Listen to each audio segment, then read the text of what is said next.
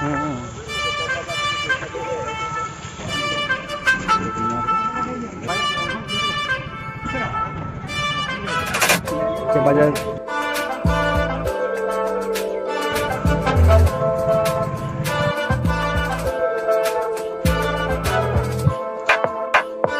তো hello friends, good morning everyone. কেমন আছো তোমরা সবাই? আশা করি তোমরা সবাই খুব ভালোই আছো। আমি তোমাদের সকলের প্রিয় সুকান্ত, আর আজকে আমি চলে এসেছি একটা নতুন ভিডিও নিয়ে। আগের দিন তো তোমরা সকলে দেখলে যে আমরা সবাই মিলে ঘুরতে এসেছিলাম আমার মাসির বাড়ি চাকুলিয়াতে। তো চলো তোমাদেরকে চাকুলিয়ার চারিদিকটা একটু ঘুরিয়ে নিয়ে আসি। ভিডিওটা শেষ পর্যন্ত দেখতে থাকো, খুবই ভালো লাগবে। আগের দিন তোমাদের সকলকে বলেছিলাম যে স্টেশন থেকে আমার মাসির বাড়ি একদম কাছে, পুরো ঢিলছোড়া দূরত্ব। তোমরা নিজেরাই দেখে নাও, এই যে আমি এখানে দাঁড়িয়ে রয়েছি মাসির বাড়ির সামনে, আর ওই যে দূরে ওখানে ট্রেন চলে যাচ্ছে। আর এই যে দাদা সকাল সকাল বেরিয়ে যাচ্ছে নিজের কাজের জন্য। তো চলো তোমাদেরকে আগে মাসির বাড়ির চারপাশটা ঘুরে দেখাই যে এখানে কি আছে।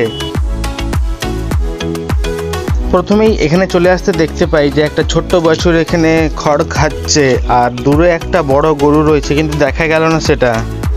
আর এই যে এটা হলো মাসির বাড়ি, আর এনারা হলেন বাড়ির সব থেকে ছোট্ট সদস্য। সারাদিন চিল্লিয়ে একদম বাড়িটা পুরো মাথায় করে রাখে। আর এদিকে বোন ঘুম থেকে উঠে চারিদিকে শুধু ঘুরেই বেড়াচ্ছে সকাল থেকে।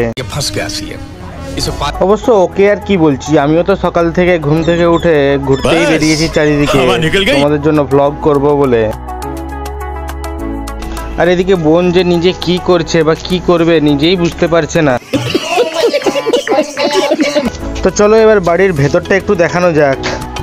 এটা একটা বড় বেডরুম ছিল, তারপরে এটা বাইরের দিকে বেরিয়ে যেতে এটা একটা ডাইনিং হল মতো ছিল, মানে বড় একটা বারান্দা, আর পাশে আরেকটা বেডরুম ছিল।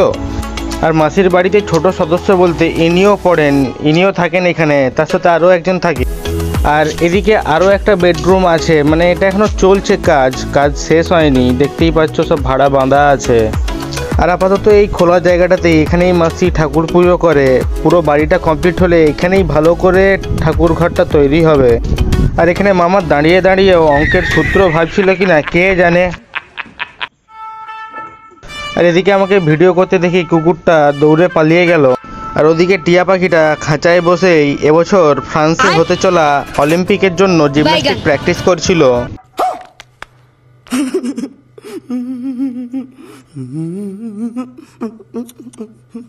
আর এদিকে কুকুরগুলো বাছুরটাকে হাই করে দিয়ে আবার দৌড়ে পালিয়ে গেল।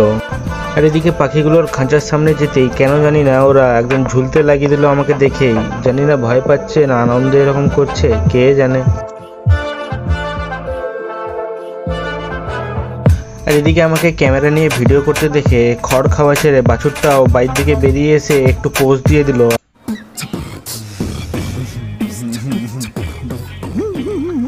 আর এমনভাবে দাঁড়ালো যেন বলছে যে আমিও যেন ভ্লগের মধ্যে থাকি কাকা।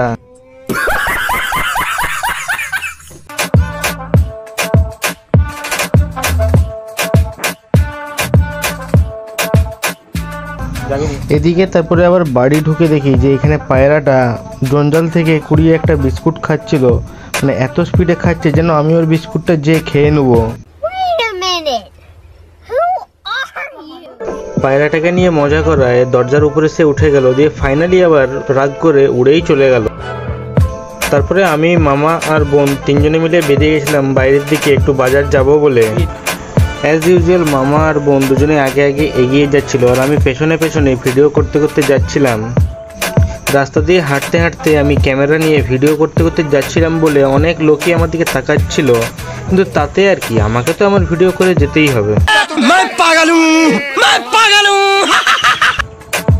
আর এদিকে আমরা আসার আগের দিন প্রচণ্ড ঝড় হয়েছিল আর বৃষ্টিও হয়েছিল, আর রাস্তার অবস্থা যেহেতু খুবই খারাপ তাই রাস্তায় জল জমেও গেছিল। তাতে কি আমরা তারপরে ভাঙা রাস্তাটা পেরিয়ে চলে যাচ্ছিলাম সামনের দিকে বাজারে কিছু কিনবো বলে।